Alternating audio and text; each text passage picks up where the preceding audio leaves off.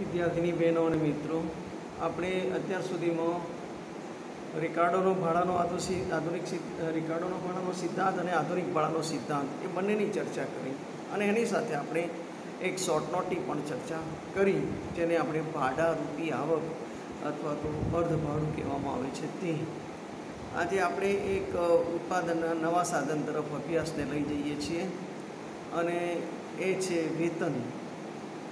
જેમ ઉત્પાદનના બીજા બધા સાધનોનો આપણે અભ્યાસ કરીએ છીએ, જેમ જમીનનો અભ્યાસ કર્યો, જમીનમાં રિકાર્ડોના ભાડાનો સિદ્ધાંતનો અભ્યાસ કર્યો, આધુનિક ભાડાના સિદ્ધાંતનો અભ્યાસ કર્યો, અર્ધ ભાડું અથવા તો ભાડારૂપી આવકનો અભ્યાસ કર્યો, એમ આપણે હવે શ્રમિકના બીજા ઉત્પાદનના સાધન તરીકે વેતનનો અભ્યાસ કરવાનો છે. જ્યારે કોઈ પણ માણસ ઉત્પાદક પ્રવૃત્તિ પોતાના માટે જ કરતો હોય છે, ત્યારે તેના શ્રમનું ઉત્પાદન તેને પોતાને મળે છે. આવી જાતના મળતરને આપણે વેતન ના કહીએ, પરંતુ જ્યારે તે કોઈ અન્ય વ્યક્તિ માટે મહેનત કરતા હોય છે, ત્યારે ઉત્પાદન ઉપર એનો અધિકાર હોતો નથી અને ઉત્પાદનની ક્રિયાના એક અંગ તરીકે શ્રમના બદલામાં તેને અમુક વળતર મળે છે. આ વળતરને આપણે વેતન કહીશું. બહુ સાદા શબ્દોમાં એની સમજ આપી છે કે કોઈ પણ માણસ ઉત્પાદક પ્રવૃત્તિ કરતો હોય અને જો એ પોતાના માટે જ કરતો હોય તો એ વખતે એને શ્રમનું જે કંઈ ઉત્પાદન થાય એની સેવાના બદલામાં, શ્રમ આપવાના બદલામાં, શ્રમ જે આપ્યો છે, શ્રમ જે મહેનત તરીકે આપ્યો છે, એનું જે ઉત્પાદન તેને પોતાને જ મળે છે. એટલે શ્રમિક જ્યારે પોતાના ઉત્પાદન માટે પોતાના માટે જ મહેનત કરતો હોય, પોતાના માટે જ શ્રમ આપતો હોય, પોતાના માટે જ ઉત્પાદન કરતો હોય, ત્યારે આવી જાતના વળતરને આપણે વેતન કહી શકીએ નહીં. કારણ કે એ જે માણસ છે એ ઉત્પાદક પ્રવૃત્તિ પોતાના માટે કરતો હોય છે અને જે કંઈ ઉત્પાદન થાય છે એ એને પોતાને મળે છે. તો એ સંજોગોમાં આપણે એને વેતન તરીકે ઓળખતા નથી. જ્યારે તે કોઈ અન્ય વ્યક્તિ માટે મહેનત કરતો હોય અને ઉત્પાદન ઉપર એનો અધિકાર ન હોય અને ઉત્પાદન ક્રિયાના એક અંગ તરીકે શ્રમના બદલામાં તેને અમુક વળતર મળતું હોય, તો આ વળતરને આપણે વેતન તરીકે ઓળખીએ છીએ. આ બહુ અગત્યનું છે. આ બહુ અગત્યનું એટલા માટે કે કોઈ વ્યક્તિ અન્ય વ્યક્તિ માટે મહેનત કરતો હોય છે, ઉત્પાદન ઉપર એનો અધિકાર હોતો નથી અને એ ઉત્પાદનના ઘણા બધા સાધનોમાં એક સાધન તરીકે, એક અંગ તરીકે એ શ્રમના બદલામાં તેને એક અમુક વળતર મળે, તો જે વળતર મળે એને આપણે વેતન તરીકે ઓળખીએ છીએ. એક અંગ તરીકે, ઉત્પાદનની ક્રિયાના એક અંગ તરીકે. ઉત્પાદન ક્રિયાના એક અંગ તરીકે એટલા માટે કે ઉત્પાદન ક્રિયામાં ઉત્પાદનના બધા સાધનોનું સંયોજન હોય છે. એટલે ઉત્પાદન ક્રિયાના એક અંગ તરીકે શ્રમના બદલામાં તેને અમુક વળતર મળે છે, એ વળતરને આપણે વેતન કહીએ છીએ. જ્યારે દરેક માણસ પાસે પોતાની જરૂરિયાતો પૂરી કરવા માટે પૂરતા પ્રમાણમાં ઉત્પાદનના સાધનો હોય છે, ત્યારે તે પોતાના સાધનો સાથે પોતાના શ્રમને જોડી ઉત્પાદન પ્રવૃત્તિ આરંભે છે. ઉત્પાદનના બધા જ સાધનો એની પાસે હોય અને પોતાની જરૂરિયાતો પૂરી કરી શકે એમ હોય, તો એ પોતાની પાસેના બધા સાધનોને પોતાના શ્રમ સાથે જોડીને ઉત્પાદન પ્રવૃત્તિ આરંભે છે. વેતન માટે તેને કોઈ અન્ય વ્યક્તિના ઉત્પાદનના સાધનોનો આશ્રય લેવો પડતો નથી. ઉપરની પરિસ્થિતિ હાલના સંજોગોમાં અપવાદરૂપ કિસ્સામાં જોવા મળે છે. મોટે ભાગે મૂડીપ્રધાન વ્યવસ્થામાં માણસો પોતાના શ્રમની સેવા આપી બદલામાં વેતન મેળવે છે. આ એક અપવાદરૂપ પરિસ્થિતિનો ઉલ્લેખ કરવામાં આવ્યો છે કે માણસ પાસે પોતાની જરૂરિયાતો પૂરી કરવા માટે પૂરતા પ્રમાણમાં ઉત્પાદનના સાધનો હોય છે, ત્યારે તે પોતાના સાધનો સાથે પોતાના શ્રમને જોડીને ઉત્પાદન પ્રવૃત્તિ આરંભે છે. વેતન માટે તેને કોઈ અન્ય વ્યક્તિના ઉત્પાદનના સાધનોનો આશ્રય લેવો પડતો નથી. વેતન માટે તેને ઉત્પાદનના સાધનોનો, અન્ય વ્યક્તિના ઉત્પાદનના સાધનોનો આશ્રય લેવો પડતો નથી. એ પોતાના શ્રમથી જ પોતાના ઉત્પાદનના સાધનોને ઉત્પાદનની પ્રક્રિયામાં જોડે છે. એટલે ઉપરની પરિસ્થિતિ હાલના સંજોગોમાં અપવાદરૂપ કિસ્સામાં જ જોવા મળે છે. મોટેભાગે મૂડીપ્રધાન અર્થવ્યવસ્થામાં માણસો પોતાના શ્રમની સેવા આપીને બદલામાં વેતન મેળવે છે.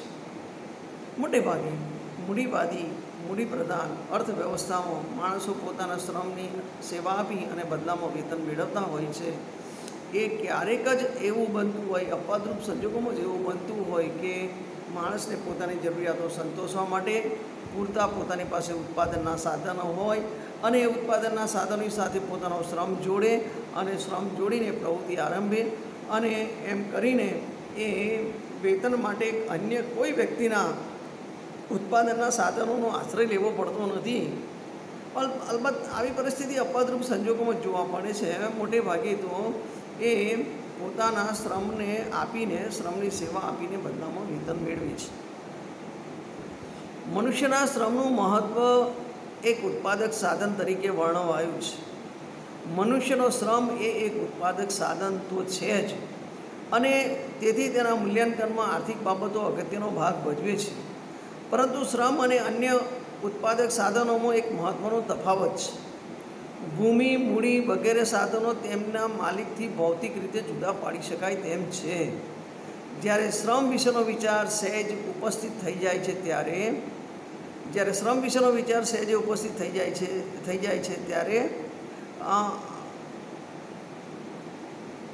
વિશે વિચાર કરતા મજૂર એકમાત્ર આર્થિક પ્રશ્ન નથી,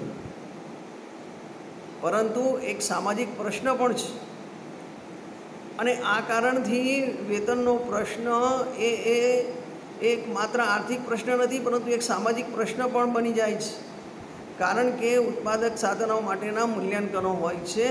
શ્રમનો પ્રશ્ન આર્થિક તેમજ સામાજિક દ્રષ્ટિએ મહત્ત્વનો છે, અને આ મહત્ત્વ આપણે જ્યારે સ્વીકારીએ છીએ ત્યારે વેતનના નિર્ધારણમાં તેની ચર્ચા કરવી જોઈએ, અને તો જ આપણને એ વધારે સમજાય. અહીંયા શ્રમના મહત્ત્વ વિશેની વાત કરી છે. શ્રમ એ મનુષ્ય સાથે જોડાયેલી બાબત છે. મનુષ્યના શ્રમનું મહત્ત્વ રહેલું છે એટલા માટે કે મનુષ્ય જ શ્રમ આપી શકે છે, અને એ શ્રમ એ ઉત્પાદક સાધન તો છે જ, અને ઉત્પાદક અન્ય જે સાધનો છે એના કરતાં એ આર્થિક બાબતોમાં અગત્યનો ભાગ ભજવી શકે છે. ભૌતિક સાધનો છે એનાથી શ્રમને જુદો પાડી શકાય છે. ભૂમિ છે, મૂડી છે વગેરે એના માલિકથી જુદો પાડી શકાય તેમ નથી. શ્રમને એના માલિકથી જુદો પાડી શકાય એમ નથી.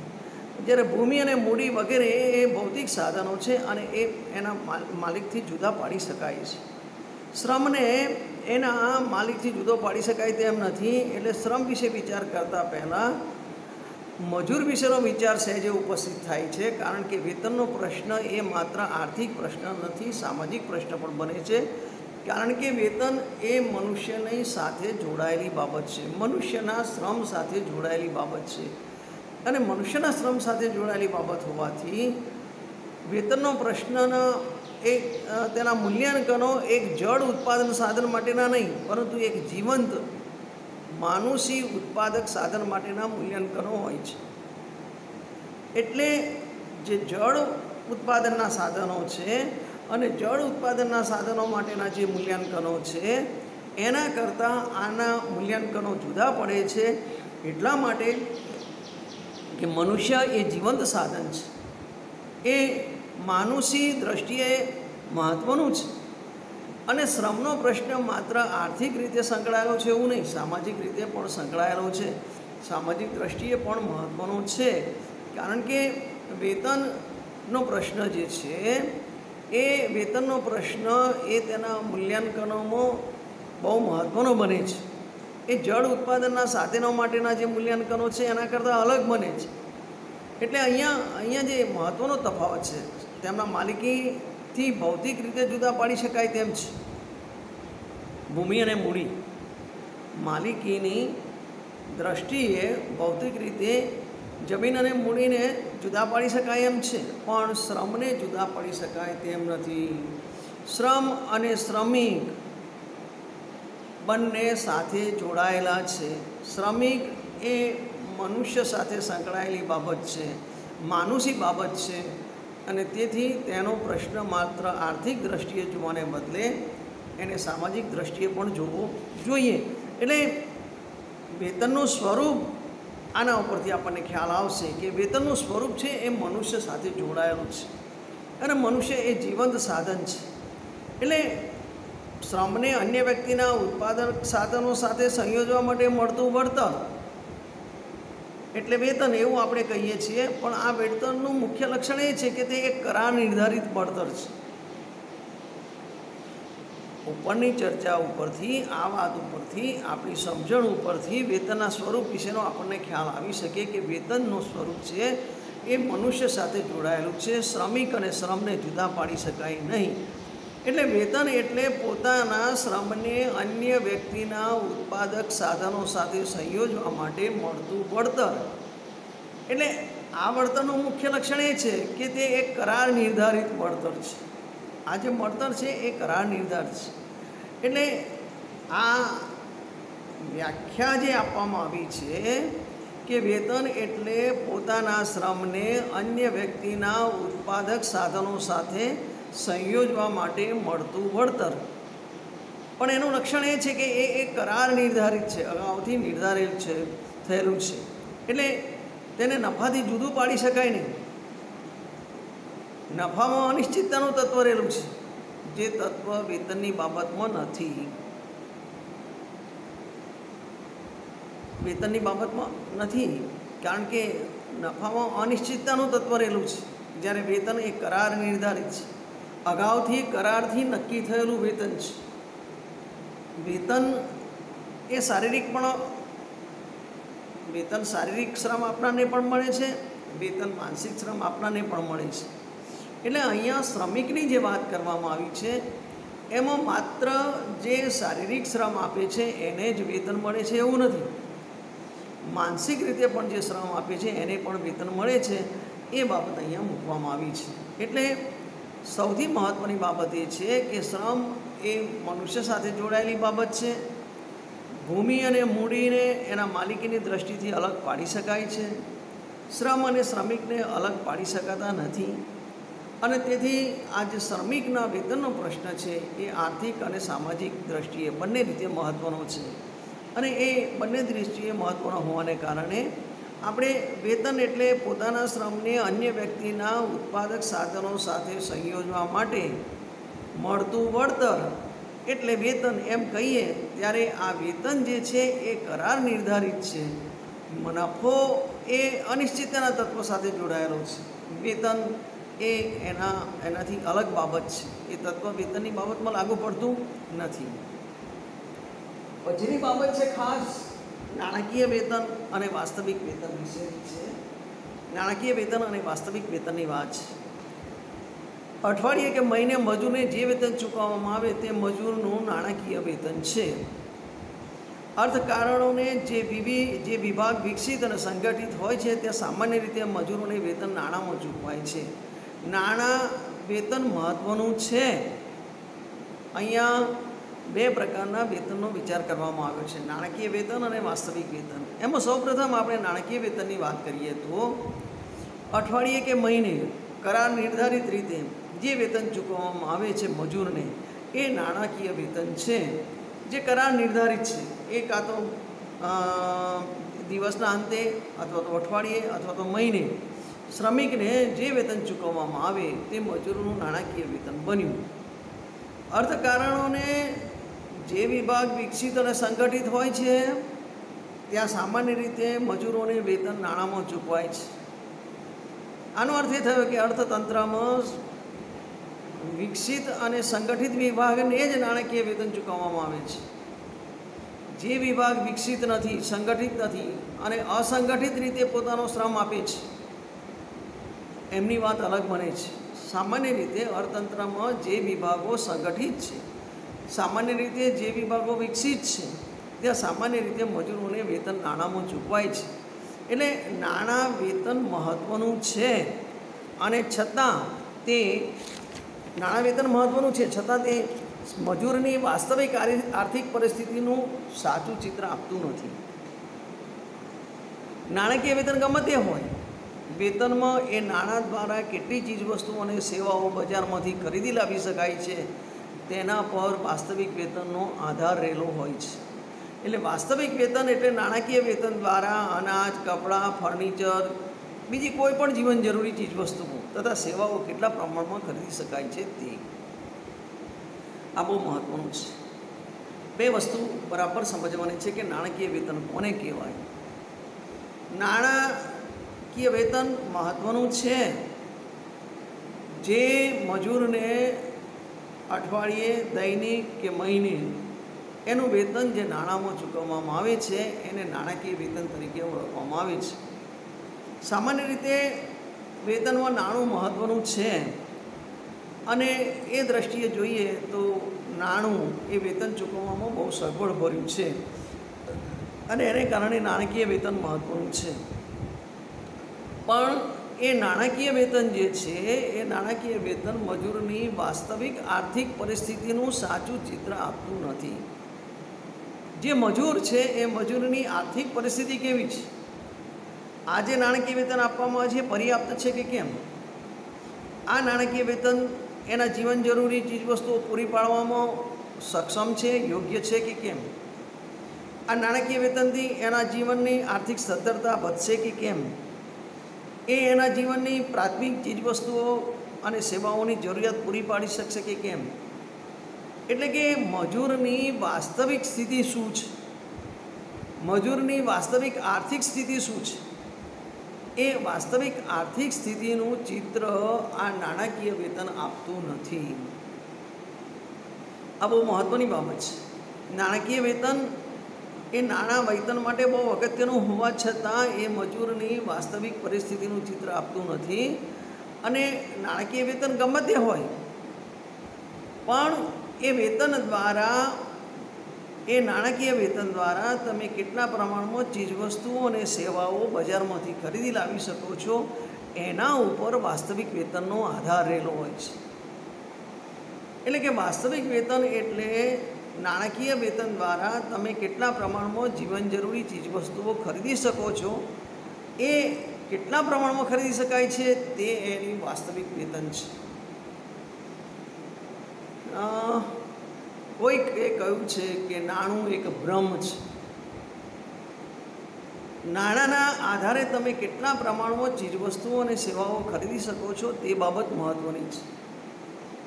માત્ર નાણાકીય વેતન વધારવામાં આવે પણ જો એના આર્થિક સમૃદ્ધિમાં, એના જીવનની પ્રગતિમાં એનું વધુ સમૃદ્ધ આર્થિક જીવન બનતું ન હોય તો એ નાણાકીય વેતનનો વધારો એ વધારો નથી. નાણાકીય વેતન નાણાં વડે માપવામાં આવે છે પણ એ કેટલા પ્રમાણમાં નાણું આપ્યું એના આધારે તમે નાણાકીય વેતન માપો છો કે ભાઈ આમને 5,000 રૂપિયા નાણાકીય વેતન આપવામાં આવે છે, 10,000 આપવામાં આવે છે, 25,000 આપવામાં આવે છે, એ નાણાકીય વેતન છે. પણ એ 5,000, 10,000 કે 25,000 નાણાકીય વેતન દ્વારા તમે બજારમાંથી કેટલા પ્રમાણમાં ચીજવસ્તુઓ અને સેવાઓ ખરીદી શકો છો તે બાબત બહુ મહત્ત્વની છે. એટલે કે વાસ્તવિક વેતનનો આધાર છે, એ વાસ્તવિક વેતનનો આધાર તમે બજારમાંથી કેટલા પ્રમાણમાં ચીજવસ્તુઓ અને સેવાઓ ખરીદી શકો છો તે છે. એટલે અહીંયા માત્ર નાણાકીય વેતનને મહત્ત્વ આપવાને બદલે પ્રશિષ્ટ અર્થશાસ્ત્રીઓએ વાસ્તવિક વેતનને મહત્ત્વ આપ્યું છે અને વાસ્તવિક વેતનને મહત્ત્વ આપીને એમ સાબિત કરવાનો પ્રયત્ન કર્યો છે કે મનુષ્યને ગમે તેટલું પ્રમાણમાં નાણાકીય વેતન મળે પણ એ નાણાકીય વેતન વડે એ કેટલા પ્રમાણમાં ચીજવસ્તુઓ અને સેવાઓની ખરીદી કરી શકે છે તે બાબત ખૂબ મહત્ત્વની છે. એટલે નાણાકીય વેતનની તુલનામાં વાસ્તવિક વેતન સૌથી મહત્ત્વનું છે અને વાસ્તવિક વેતન એ શ્રમિકના જીવન ધોરણનું સાચું ચિત્ર આપે છે. વાસ્તવિક વેતન એ શ્રમિકની આર્થિક પરિસ્થિતિનો ઉલ્લેખ કરે છે. વાસ્તવિક વેતન એ શ્રમિકની કઈ પ્રકારની સ્થિતિ છે, એના કયા પ્રકારનું જીવન ધોરણ છે, એ કેટલા પ્રમાણમાં એ આર્થિક સમૃદ્ધિ ભોગવે છે, એ બધી જ બાબતો વાસ્તવિક વેતન દ્વારા જાણી શકાય છે. એટલે વાસ્તવિક વેતન એટલા માટે ખૂબ અગત્યનું છે. નાણાકીય વેતનમાં નાણું એક ભ્રમ છે એમ કહેવા પાછળનો આશય એ હતો કે માત્ર નાણાકીય વેતન વધવાથી શ્રમિકોએ ખુશ થવાની જરૂર નથી. શ્રામિકોએ નાણાકીય વેતનની સાથે સાથે એ નાણાકીય વેતનની મદદથી તમે કેટલા પ્રમાણમાં ચીજવસ્તુઓ અને સેવાઓ ખરીદી શકો છો એ બાબત ખૂબ મહત્ત્વની છે. અને એટલા માટે પ્રશિષ્ટ અર્થશાસ્ત્રીઓએ નાણાકીય વેતનને બદલે વાસ્તવિક વેતનને ખૂબ મહત્ત્વ આપ્યું છે. હવે આ વાસ્તવિક વેતન જે છે એ વાસ્તવિક વેતન ક્યારે ઘટે, વાસ્તવિક વેતન ક્યારે વધે અને એમાં કયા પરિબળો જવાબદાર છે કે જેથી કરીને એ વાસ્તવિક વેતન ઉપર અસર પાડી શકે છે. મતલબ કે વાસ્તવિક વેતન જો નાણાકીય વેતનના તુલનામાં મહત્ત્વનું હોય અને વાસ્તવિક વેતન જો અગત્યનું હોય તો એ વાસ્તવિક વેતન ક્યારે વધે ક્યારે વાસ્તવિક વેતન ઘટે એ બાબત ખૂબ મહત્ત્વની બને છે. અને એની સમજૂતી મેળવવા માટે હવે પછી આપણે પ્રયત્ન કરીશું. હાલ આ ચર્ચાને વિરામ આપીએ છીએ. તમે આ એક અભ્યાસનો નવો મુદ્દો શરૂ કર્યો છે વેતન વિશેનો. ઉત્પાદનના 4 સાધનો, એમાં આપણે જમીનની ચર્ચા કરી, ભાડાનો આધુનિક પણ જોયું. હવે આપણે આ વેતન વિશે ચર્ચા કરીએ છીએ ત્યારે સહેજ એની કોમેન્ટ લખજો એટલે આપણે વધારે સારી ચર્ચા કરી શકીશું. ખૂબ ખૂબ આભાર.